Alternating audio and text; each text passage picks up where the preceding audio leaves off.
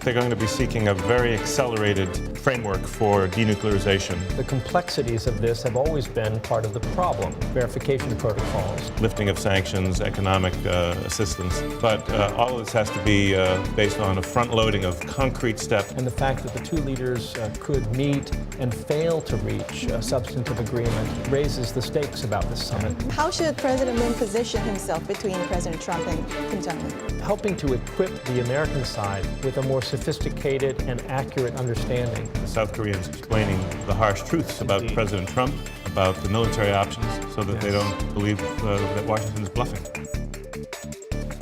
From the Voice of America, this is Washington Talk. Hello and welcome to Washington Talk. I'm Eun-jung Cho.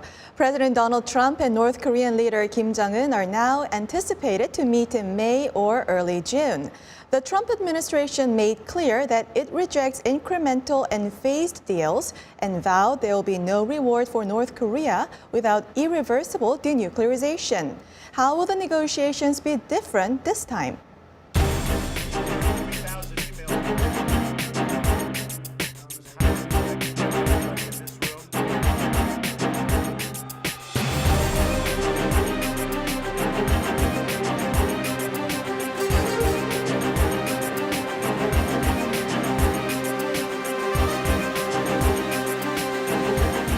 While we talk about complete, verifiable reversal of his nuclear program, he's thinking about the sustainment of his regime.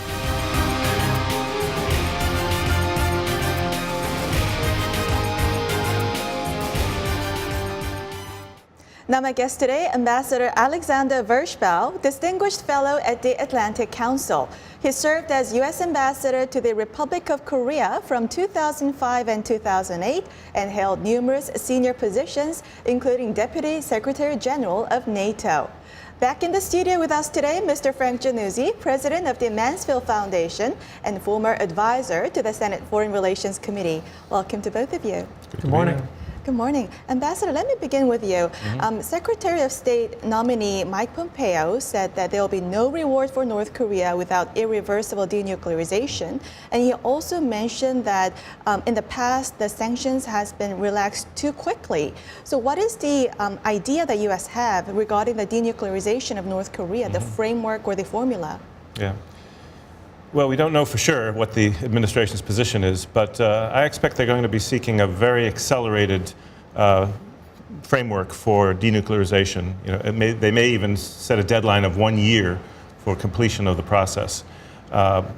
Within that 1 year, there may have to be certain stages, but I think that they recognize that in the past, the North Korean regime has played for time, has never really been serious about denuclearization. So I think they want to sort of say, put up or shut up. We want to see this happen fast, or we'll have to keep up the pressure and even take another look at the military option. So the action for action, quid pro quo, that kind of approach doesn't apply anymore? Well, I think there'll still be action for action. The U.S. will clearly have to come up with a set of incentives to convince Kim Jong-un that it's in his interest to carry out this rapid denuclearization. And that includes the things we've talked about in the past, such as peace treaties, normalization of diplomatic relations, lifting of sanctions, economic assistance. But all of this has to be based on a front-loading of concrete steps to first kind of take offline and then eliminate the nuclear program, both the weapons, the delivery systems, and the infrastructure. Frank, even before sitting down for the talks, North Korea came forward with its idea of phased denuclearization, and the U.S. flatly rejected this. So what is the U.S. strategy here? Verification protocols, how we're going to verify that the North Koreans have stopped producing fissile material and have handed over all of the weapons material that they have. The complexities of the peace agreement, the complexities of unwinding all of the international sanctions that have been placed on North Korea up till now. I think the administration may be greatly sort of underestimating how difficult a job this is going to be. Of course, the summit meeting won't be the place where these details are worked through. It's going to be a declaratory moment where the two leaders pledge to work toward the goals. But I'm quite concerned that the administration's hoped for rapid denuclearization is an unrealistic objective. Ambassador, given Frank's comment right now regarding the complexity, do you still think that this can be done in 1 year? Is it possible? Well, I think it could be done in 1 year, but getting to an agreement on a framework that contains all the elements that the United States will want is going to be the hard part, and especially with the summit meeting scheduled so early. Even if it slips to June, it still leaves very little time for preparation. We don't have a confirmed Secretary of State. We don't have a sort of a team with the real expertise at the State Department. So I'm very nervous that this meeting could take place before there's any clarity on what we can expect Kim Jong-un to agree to or not to agree to, and we could come away with a failed summit, which would get us right back on the highway towards military confrontation. So maybe it's because I'm a career diplomat. I believe in having lower level talks, careful preparation, so that you at least have a general idea of what can be agreed and what can't. Yes, implementation will take time to work out. This summit isn't the be-all and the end-all. But if we go into this room and we talk past each other, President Trump will come away very angry, and you don't want to make him angry. I think Sandy makes a really great point here. I mean, on the one hand, you've got the two leaders at the highest level, and that's new in this whole dynamic. So you've usually been bottom up. Yeah, it's This been a is top bottom-up down. process. But so you have the potential to have these very high-level commitments that can drive the bureaucrats to do their jobs more quickly. But on the other hand, the lack of preparation is concerning, and the fact that the two leaders could meet and fail to reach a substantive agreement raises the stakes about this summit. And we haven't mentioned, of course, the other unknown is what are the conditions that Kim Jong-un would attach to denuclearization, even if he is serious about it. Is it an abolition of the U.S.-South Korean alliance? Is it withdrawal of all U.S. troops? Or is it something that's more doable in terms of security guarantees, commitments not to bring nuclear weapons back to the South? I mean, there's some things that could be agreed, but some may be complete non-starters, and we don't know what the bottom line is. Frank, reportedly Kim Jong-un wants to hold the summit in Pyongyang, his home turf. So what are the optics of holding U.S.-North Korea summit in Pyongyang, and can the U.S. accept this? Well, on the plus side for Kim Jong-un, he would love to be receiving the U.S. president in the capital. I mean, this would be a truly historic event. For Donald Trump, I think he ought to be thinking about the optics differently. He should be thinking about neutral ground. It makes no sense for the U.S. president, who is really giving a great gift to North Korea by showing up at all, to give an enhanced gift by giving him the propaganda win of the U.S. president's motorcade traveling through the streets of this modern Pyongyang city.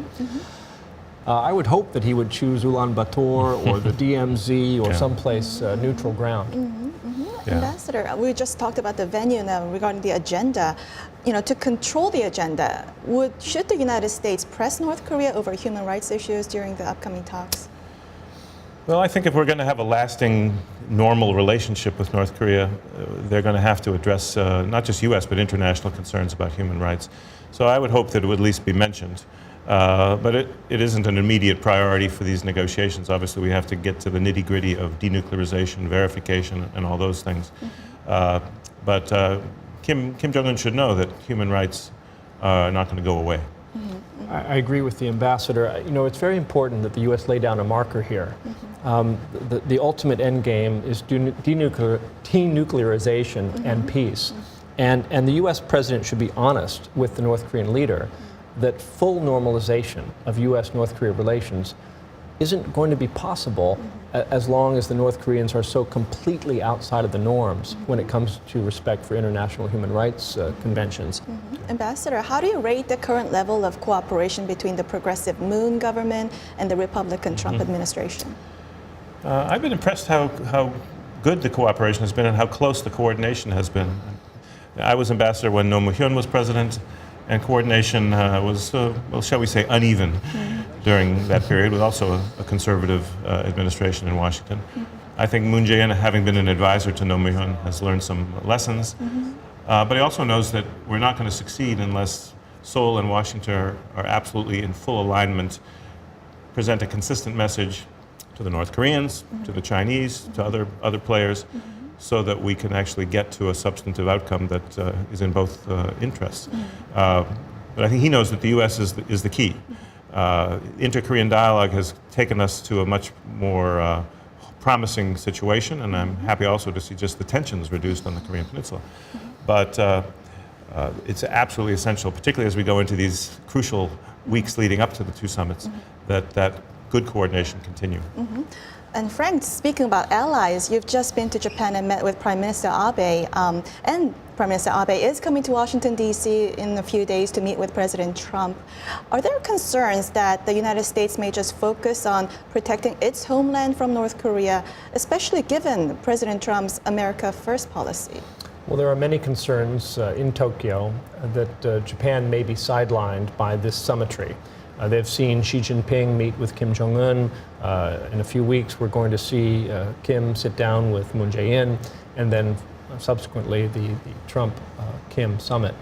And for Japan, this is worrisome because their interests on the peninsula, the abduction issue of Japanese citizens, as well as the short and medium-range missiles, which can already probably reach Japan with a nuclear warhead.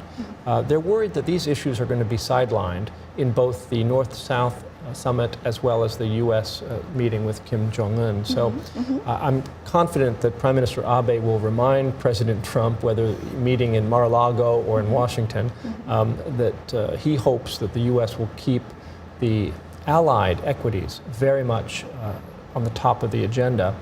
I should note that in his confirmation hearing, CIA Director Pompeo really focused on an America First agenda in this summit. And he did not make much specific reference to the equities of our allies. How do you think, Ambassador, about the America First playing into this whole dynamic? Well, I agree that the focus on those nuclear weapons that are targeted on the United States, or could be targeted on the United States, was the focus, and that is America First. But I would argue that from both a South Korean and a Japanese point of view, this is actually important, that the threat to the U.S. be eliminated. If the U.S. Is at risk from a North Korean ICBM, then our extended deterrence for the South Koreans and for the Japanese could, at least theoretically, be called into question, and it could embolden Kim Jong-un to behave in a more aggressive way. We'll end this conversation here and watch another video for our next discussion.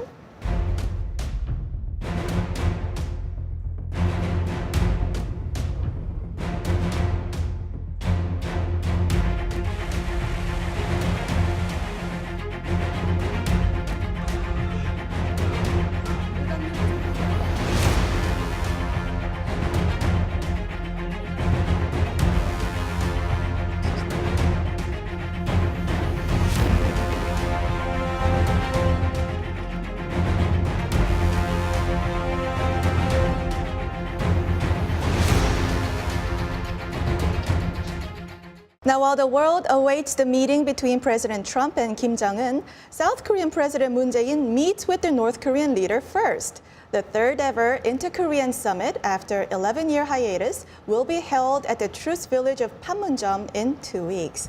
Now, Ambassador, you were in South Korea 12 years ago when Roh Moo-hyun met with Kim Jong-il. Now, looking into the upcoming inter-Korean talks, do you have any concerns that some of the results may become a hindrance to the U.S.-North Korea summit?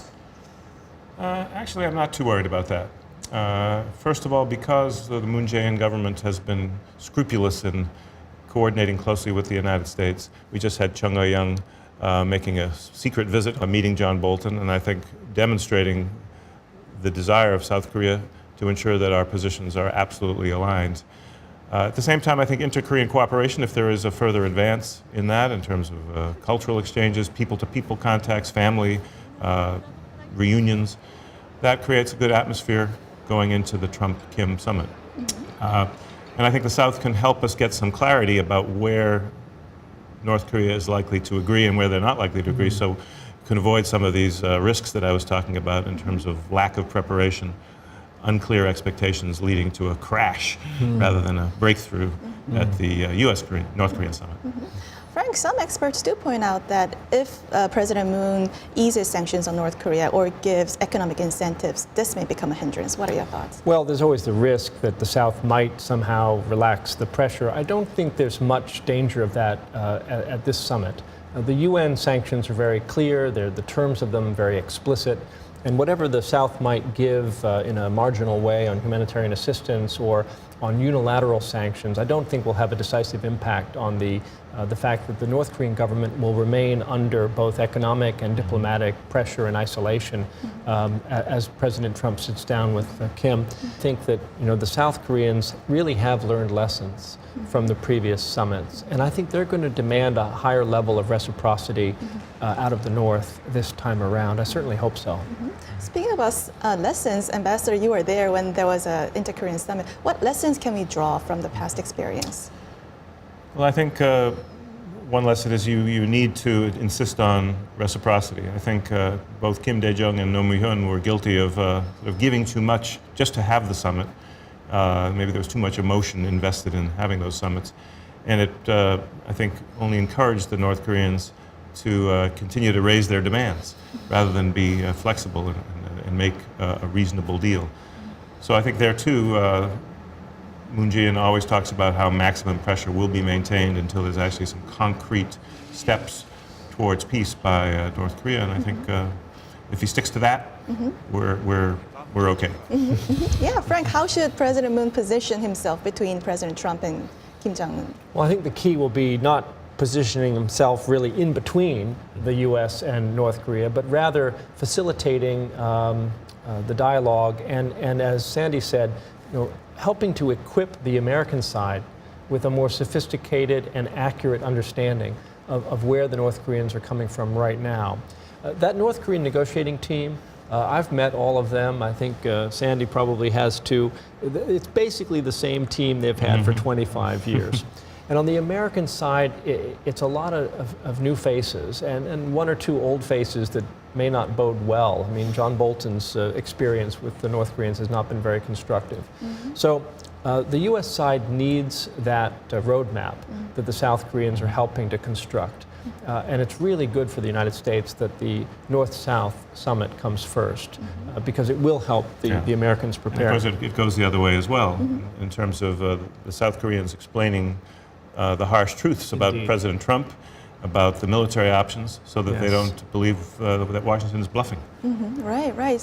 What should be the follow-up measures to the inter-Korean summit? Well, I think the most important thing is for the South to report every single thing they hear from Kim Jong-un so that in the limited time that there will remain before the Trump-Kim summit, we're able to formulate a clear and effective strategy. I think that would be the main thing I would emphasize. Well, we'll end this conversation here and move on to our next segment. Now, time for the photo moment, a time to look at an interesting North Korea picture. The photo today captures competitors crossing the start line of the annual Pyongyang Marathon at Kim Il-sung Stadium in Pyongyang this week. Some 430 foreigners from 43 countries participated in this year's event, down by more than half from 1,000 last year. Rising tensions on the Korean Peninsula and U.S. travel ban are cited as reasons for the drop. Now, Frank, what's your reaction? Well, it's a continuation, isn't it, of the sports diplomacy that helped to lead to the thaw. It also shows the promise, I think, of integrating North Korea into the global community. And I would hope that in future years, it wouldn't just be runners, but business people and humanitarian aid workers and Peace Corps volunteers. I mean, North Korea's isolation is part of the problem. And ultimately, I think its integration with the world community is part of the solution. Ambassador? Yeah. That was my impression as well, that it kind of looks like a marathon that could be taking place anywhere, and it does kind of raise the hope that Kim Jong-un is genuinely interested in becoming part of the world, and that he will recognize that his country needs integration, it needs economic opening, it needs reform, some of which he started, but he's still very tentative about it. but that the path to long-term peace and prosperity is through integration, cooperation, and denuclearization. Then we can see more pictures of this kind. Well, that's all the time we have for this week. Frank, Ambassador, thank you for joining us. Pleasure. Thank you, Yoon-jung. Thank you. And this was Washington Talk from the Voice of America, and I'm Eun-jung Cho. Join us next week for more analysis on North Korea.